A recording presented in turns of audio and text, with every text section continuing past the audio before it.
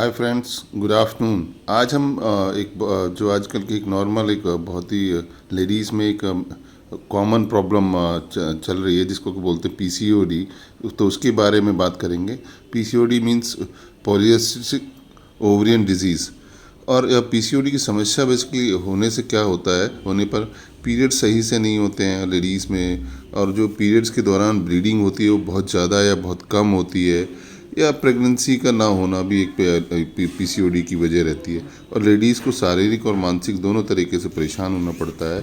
PCOD की वजह से हार्मोन्स गड़बड़ा जाते हैं, जिसमें ओवरी में छोटे छोटे सिट्स यानी कि गांठ्स बन जाती हैं। इन सिट्स के कारण बड़े स्तर पर हार्मोनल बदलाव होने लगते हैं और पीरियड्स डिस्टर्ब हो जाते हैं, प्रेगनेंसी डिस्टर्ब हो जाती है। पीसीओडी की समस्या लेडीज़ में बहुत तेज़ी से बढ़ रही है, और इंडिया में देखें तो लेडीज़ में 10% पॉपुलेशन को आजकल हो रही है। और ड्यू टू पीसीओडी होता क्या है, पीसीओडी की वजह से लेडीज़ में उनके फेस पर रोए यानी कि छोटे छोटे बाल उगने लगते हैं, और बॉडी के और दूसरे पार्ट्स पर भी बालों का उगना शुरू हो जाता है।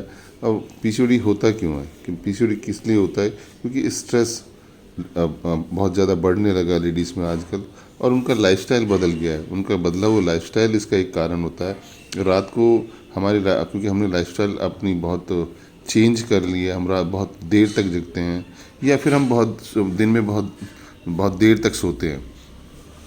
लेडीज़ में एक कॉमन प्रॉब्लम और बढ़ने लगी है आज मॉडर्न लाइफस्टाइल की वजह से, क्योंकि वो स्मोकिंग का इस्तेमाल करने लगे हैं, अल्कोहल का, ड्रिंकिंग का इस्तेमाल करने लगे हैं लेडीज़ में। और हार्मोनल डिस्बैलेंस इसका एक रीज़न भी होता है, और फैमिली में हेरिडिटी के हिसाब से भी ये एक कॉमनली होता है। या कहें कि कई बार क्या कि आज की मॉडर्न लाइफस्टाइल की वजह से नाइट शिफ्ट में काम करने जो लगे हैं, और बहुत लेट तक हम खाना खाते हैं, कई बार बहुत लेट हम अपना डिनर करते हैं, ये भी एक कारण होता है। और इन सब चीज़ों की वजह से, क्योंकि हमारा बायोलॉजिकल क्लॉक जो डिस्टर्ब हो जाता रहता है। और ये पहले क्या होता, क्यों पहले होता था लेडीज़ में, तो ये पहले होता था जबकि बहुत लेट शादी हम करते थे लेडीज़ की।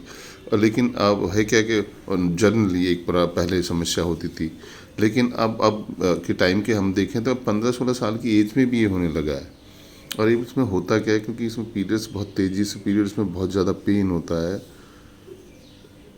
पीरियड्स बहुत लेट आते हैं, बहुत जल्दी आ जाते हैं, बहुत उनका फ्लो बहुत ज़्यादा तेज़ होता है, और हमारा वेट बहुत तेज़ी से बढ़ने लगता है, या फिर हमें बहुत ही वीकनेस महसूस होती है, यानी कमज़ोरी महसूस होने लगती है। अब इसको हम किस तरीके से इसका बचाव किस तरीके से कर सकते हैं।